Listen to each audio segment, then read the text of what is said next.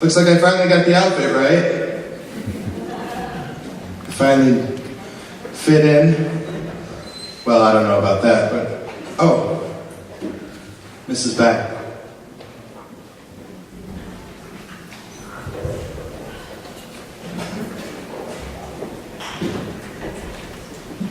Those are my resignation papers. So, as you can see, they didn't need any help conducting. Did they do a great job? Amazing. Absolutely phenomenal.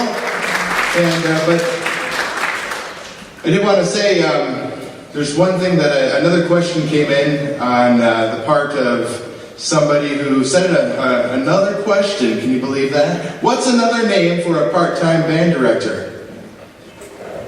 A semiconductor. Shocking, I know. So now for something a little different. We don't normally field a full orchestra because classical repertoire calls for instruments that we lack, and classical music won't have parts for instruments that we play that were not invented yet. This makes combining strings and winds difficult. Bear with us as we get rearranged here. Our next intriguing piece is worth bringing all our voices together. When written, the composer Edward Elgar still struggled for recognition. Coming from a modest middle-class home, Elgar had no formal musical education, being largely self-taught and homeschooled by his parents and private tutors. One night while fiddling about on the piano after a long day, Edward's improvisation got interrupted by his wife, Alice. Intrigued, she asked him to repeat a phrase he had just played, and after hearing it again, Alice encouraged him to elaborate upon the idea, and the Enigma Variations, Elgar's most famous composition, was born. We will be performing variation number 9 entitled Nimrod, named for August Jaeger, Elgar's publisher and close friend. Jaeger is German for hunter, and Nimrod is the Old Testament's fierce hunter.